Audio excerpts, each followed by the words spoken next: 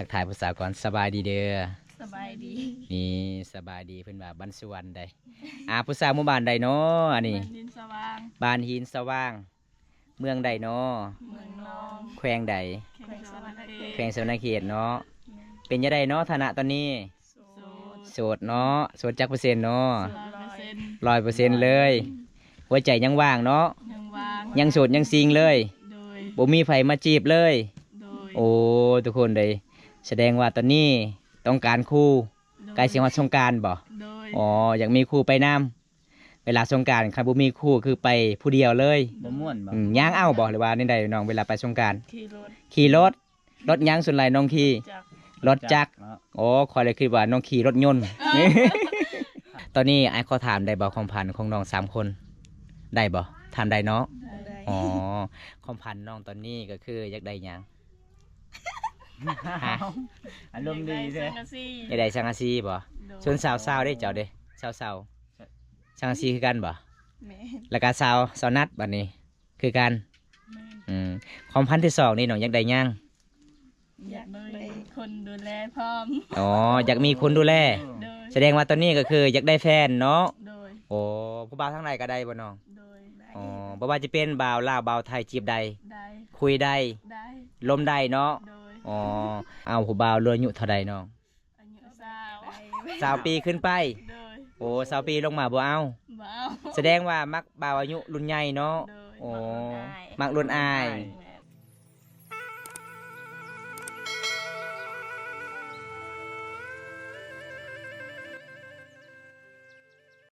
เอาทุกคนตอนนี้ก็มาเล่นมาแอนกับผู้สาวก่อนเด้อทุกคนเด้อสาวลาวบ้านนี่พี่น้องได้พอครั้งแรกเลยทักทายผู้สาวก่อนสบายดีเด้อสบายดีนี่สบายดีเพิ่นว่าบ้านสวรรค์ใดผู้สาวหมู่บ้านใดเนาะอันนี้เมืองดินสว่างบ้านหินสว่าง เมืองใดเนาะเมืองนองแขวงใดแขวงสวรรณเขตเนาะเป็นยังไงเนาะฐานะตอนนี้โสดเนาะโสดจักเปอร์เซ็นต์เนาะ100%เลย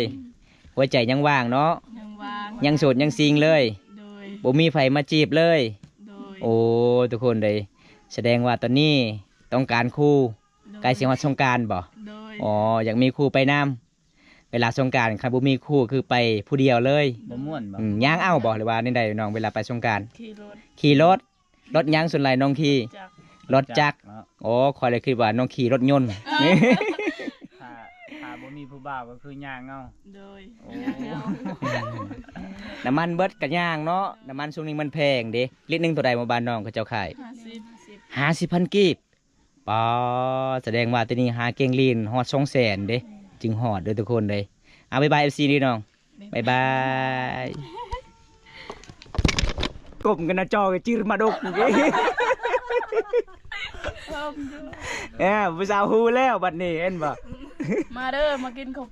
ตำนี่คือว่ามากินข้าวเพิ่นว่าหยอกได้บ่ดองหยอกจะเด้อเพิ่นว่าชื่อแล้วตอนนี้มาหาแน่เพิ่นว่ากินตำข้าวปุ้นน้ำกัน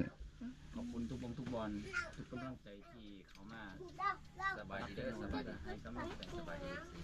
มันเยี่ยมมันยามสาวมังกรทุกคนมาอยู่เมืองนอกจ้าเลยเอ้ยจ้าเลยเด้อโยบอย่านี่ฝากติดตามน้องคนเดิมnày mới này có mò này o thẳng này có mò mới này có mò bay nè vì này chít liều o thẳngจะเปิดไหนเปิดนี่ไงไปได้เปิดไปจังไปได้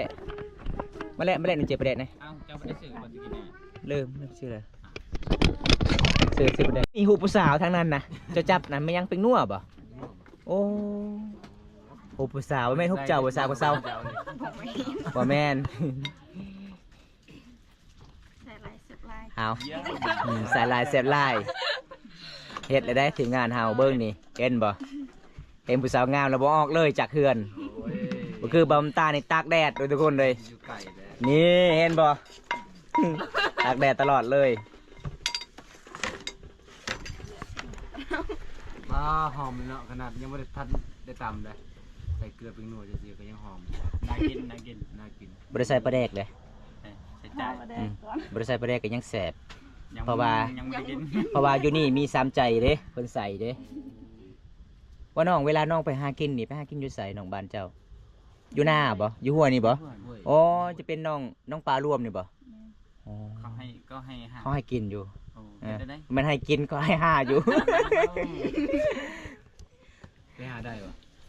ตอนนี้บ่ได้แล้ว น้ำใหญ่บ่ บ่ น้ำแห้ง ปล่อยปลา เขาปล่อยปลาเลยเนาะ แม่น โอ้ อันยามนี่แล้วก็ปล่อยปลา 2025หั่นก็ปล่อย โอ้เขาปล่อยแต่ปี2025โอ้เมื่อคืนตะกี้เมื่อวันเนาะตอนบ่าวบำตาไปเอากุ้งทางนั้นป้าทุกคน ไปเลย กุ้งหลายค่อยไปแล้วทางบ้านเก่าเนาะทางนั้นเนาะเป็นบ้านเก่า มึงได้บ้านเก่า อีเด้กุ้งมะพร้าวก็ลาย โอ้เดี๋ยวนี้เขาออกมาเลย เอาอยู่นี่มาบ้านนี่แหละ โอ้ ตะกี้อยู่พุ่นเขาอยู่ โหวัดจ่าเนาะ ก็ฮู้ข่อยบ้านนี่โอ้ย อดีตผู้บ่าว เฮ้ย อดีตผู้บ่าวผู้เบิดสุดท้ายเฮามันนั่งรอเนาะแต่จะรอคอยในที่สุดท้ายอย่างนี้นะ ถ้าบ่ได้ ข้าปลาแดกปลาแดกเลยบ่เป็นปลาแดกเลยปลาแดกเออ ปลาแดก ภาษามันก็เอิ้นปลาแดก ปลาแดก ใครว่าตะแอะนี่ค่อยบ่มักขึ้นว่า ดีทุกคน อืม เขาบอกว่าแต่แล้วด้วยทุกคน แล้วเลย เมื่อโลด เมื่อโลด ก็ต้องมาอยู่ในเมื่อยหรอกเมื่อโลดคันปลาแดกนั่นคือปลาราทุกคนคันคือแต่ก็คือบ่มักคล้ายๆกันปลาแดก ปลาแดกยังน่ะปลาแดกอากาบ่ แม่น โอ้ปลาแดกอากาเพิ่นว่าปลาแดกป่าเด้อทุกคนเลย ครับใส่กับสีส้มแดงนี่ อีหยังให้น้องสายเจ้าเลย อืม ให้น้องสายผู้ซื้อน้องสายบ่ พันแม่เปิ้น อ้าวทุกคนวันนี้ปลาแดกก็มาครบแล้วน้องก็จะได้ คนไหนครับเนี่ย แต่ง อยู่เมืองนองเด้อเมืองนองเพิ่นสนเขตสุนเผามังกรสาวลาวไม่ได้ควรตาหักตาเพกเด้อทุกคน คันบ่ใส่บ่แซ่บใส่นี่แซ่บแน่นอนนี่มือเพิ่นมื้อนี้ก็บ่ธรรมดาเพิ่นว่าตั้งใจมาจนทั้งที่ฮู้ ใส่ลายเซฟลายเนาะ ใส่อะไรเดี๋ยวมา ใส่น้อยกับเซฟน้อยหอมแปลงเนาะ เซฟเด้ปลาแดกป่า ทางที่โหมันเน่าแต่ก็ยังจะกินตัวเลยคือกันกับเบียร์แหละเบียร์น่ะโหอยู่ว่ากินแล้วก็เมาก็ยังจะกิน โอ้ลืมซื้อน้ำตาลกินเนาะซื้อน้ำตาลแซฟ เอาตัวต้อนโลด ไม่เอาตูดนี่ ตามลงเบิ่งแกรกตำแห้งๆโลดนี่ให้กระดอนเสียตาเนาะทุกคนเลยโอ้ยผมคิดบ่ได้เรื่อง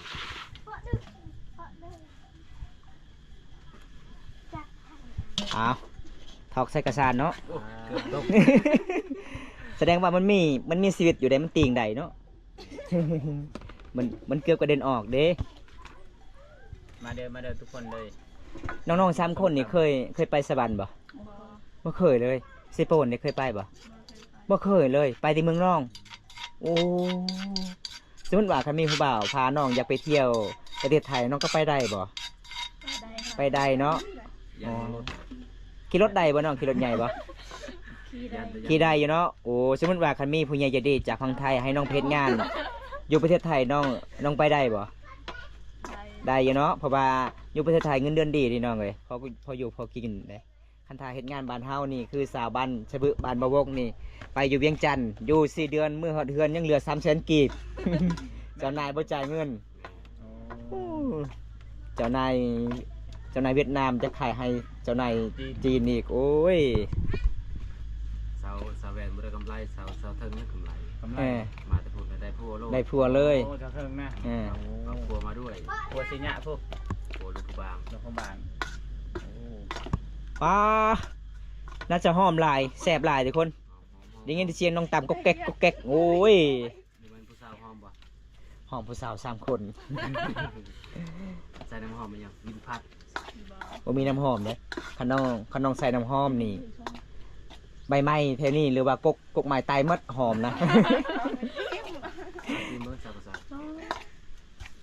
คนหนึงตาม2คนก็ซีนโอ้ยเสร็จบรรณาจะบ่ต้องยิงต้องพัว แอมทั้ง แอมทั้ง ไอ้ยอดจามมาไปเอ็ม มีคนกลืนน้ำลายแล้วตอนนี้นะ เบาใส่นี่แหละไปตะกิน น่ากินส้มตำทุกคนเลยตำขนมจีนมาเด้อผู้ใดอยากจะมาซิมผู้ใดมีเงินก็ซื้อกุ้งซื้อปลาหมึกให้น้องคนตำแซ่บแน่นอนเคยกินตำกุ้งบ่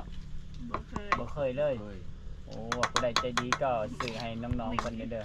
ยังบ่เคยกินตำกุ้งมันบ่อยากซิมเป็นครั้งแรก เพื่อไปฮอดหมด เรื่องบ่อย สะก้อนแล้วเนาะขอจิทายดอกขอจิโจกให้เจ้าเส้นหนึ่งว่าดงนะฮะขนาดเมนครับนะฮะดีนะฮะตัวนี้บ่มีอีกแล้ว ยังตะเปียบ่แซ่บบ่แซ่บแล้วน้องเอ้ยที่มือเจ้านี่ค่อยเบิ่งนี่เก่งเด้แต่เวลาเจ้าอ้องให้นี่ค่อยเบิ่งเจ้านี่น่าสิเฮ็ดกินเก่ง เอาให้ได้กินได้ดีเอาให้ได้กินเก่งกินได้ดีเลยเนาะ เอาให้เอาส่วนเด้เคยไปขายมดแดงอยู่บ่ บ่เคยบ่เคยเลยตะกี้คือเจ้าค่อยเห็นเจ้าไปขายมดแดงอยู่เมือง จักและ บ่เจอเลยเนาะตอนน้อย เคยเห็นอยู่สาวพัด เคยเห็น เคยเห็นที่ไหนสักแห่งหนึงนะเราไปกับผู้บ่าวโอ้ยบ่แม่น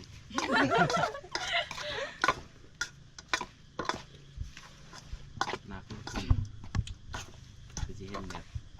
ผ่านไป ทุกคนคอมเมนต์ตักไคร้เบาใจในดู ป่า ๆเอาตอนนี้น้องก็สิตักมาเรียบร้อยเลยทุกคนเลย ที่โลกสตรีมแล้วเด้อทุกคนเลยเงียบบ่มีคอมเมนต์ ไม่เลยดึงกิ้วจับ ตอน เลย นี้ก็จะตักให้น้องสายหรือว่าร้านสายประมาณนี้ น้องสายเจ้าบ่สาวสนัดนี่นะ แม่น น้องสายรอเนาะน้องสาย สูงแล้วรอเนาะ อ๋อทัก ตาใหญ่เป็นผู้บ่าวนี่ผู้สาวญาติกัน ครอบครัวน้อง9คนเลยทุกคนเลยอยู่นำกัน9คน ได้ ด้วยกันกับเอื้อยนี่แหละจะหน่อยเป็นสี่ญาติกันแหละ อืม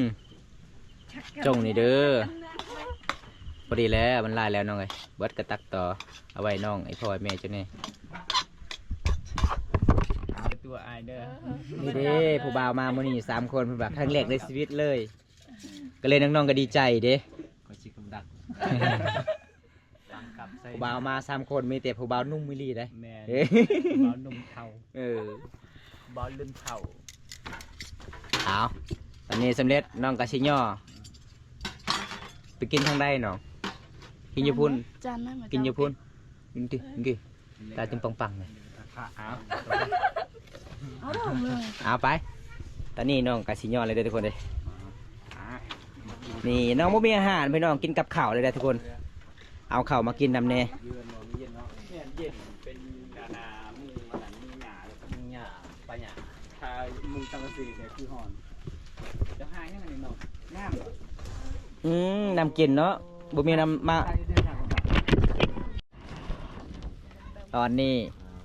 สำเร็จน้องกะสิตำข้าวปูนขนมจีนมาให้กินเด้อทุกคนเลย3สาวนี่ใจดีนะฮักหลาย แม่น นี่มีน้ำกินอีกเนาะ น้ำกินเนาะ เอาน้ำก็บ่ได้ซื้อเด้อทุกคน ท่านได้กินอ่ะ เอาสาวนัดสาวปัดสาวกระเซ้าFC นี่เด้อน้อง มาเด้อมากินน้ำกัน นี่สาวๆดี อีหยังกิน ได้ปะ เอ้ยนายปลายเพิ่นว่าบ่กินข้าวปูนน้ำกันเด้ออ้าย มากินข้าวปุ้นน้ำกันเด้อผู้บ่าว นี่ภาษามังกรได้ปีปลาจังได๋ภาษามังกรน่ะ จ้าข้าวปุ้นลึงให้เด้อ จากข้าวปุ้นลึงเฮเด้อพระลัวมาเด้อผู้บ่าวเพิ่นว่ากินข้าวปูนน้ำกันเด้อพี่น้อง กินตำข้าวปุ้นตำขนมจีน อยากกินแบบบานๆเลยเนาะ โอ้โดยขอบใจ ต้องใส่อีหยังลาก เอ็มบอทุกคนเพิ่นก็สิเอาน้ำล้างมืออีกได้ เอานั่งเสานัดกินเลยเป็นน้อยก็สิกินมักนัดต่อได้ กินน้องจนน้องเพิ่นเอาเข้าไปกิน นี่อันนี้คือผ้าเซตโต มาเสร็จ อืม มือเนาะ เช็ดมือเวลาแขกกินข้าวกันน้ำต้องน้องต้องเกียม แต่อย่าไปเช็ด เป็นวิถีชีวิตของสาวลาวเด้อทุกคนเลยNFCเด้อสาวนัดNFCนี่ มาเด้อมากินตำข้าวปุ้นน้ำกัน นี่มา น้องก็จะกินก่น เอา นะเอา เปิดเลยติบข้าวนะเป็นยังไง โอ้เข้าหน้าเนาะ ข้าวหนาเนาะ โอ้ ก็ให้ บ้านเจ้าไม่ได้เห็นให้เนาะ ข้าวหน้าซื้อ ข้าวหนาซื้อ เอาจ้า จ่าเด้อจ่าเด้อ จ้าเลยเปิดเลยเริ่มต้น มาได้อเอ้ย จะ จ่า มีเพิ่นมีตู้เย็นในทุกคน จะขอบคุณ เล เรื่อย ย น้ำเย็นเลยเพิ่นมีตู้ จ่าเอ็มเด้อจ่าเอ็มเด้อจ่าเอ็มกันจ่า มาเด้อเอา ซื้อให้น้องกินทุกคนเลยสงสารน้อง จะตำกระปุนเด้อ บ่ใส่ก็ เป็นยังไงบ่ใส่ฝีมือผู้สาวบ้าน แอมทั้ง ปูนนั้นสว่าง ยังบ่ได้ บ้านหินสว่าง นี่ทุกคนก็คือตำขนมจีนสาวมังกรสาวนัดสีมือเป็นคนตำส่วนสาวกระเซาก็นั่งเป็นกำลังใจบอกว่าอะไร แล้วแหละยังเบิร์ล่ะเป็นยังไงแต่เบิร์น เอาลึก น้ำปลาปลา ป่าใช่ จะM เบิร์นเจอเป็นยังไงฮะ โดยจะ ไปเบิร์นเลย จะนำกันเรื่อย แอมทั้ง แอมทางและแสบไล่ เสียบหลาย1 2 3 แคปชั่น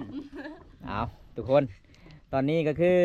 วันนี้ก็มาเยี่ยมมายามน้องก็ตอนรับเป็นอย่างดีเลยทุกคนหลังจากกินข้าวปุ้นสำเร็จแล้วก็คือตอนนี้บอมตากาสิกลับบ้านแล้วพี่น้องก็สิอำลาพาจากน้องก่อนเพราะว่าบอมตากาสิถามข่าวๆเรื่องราวน้องไ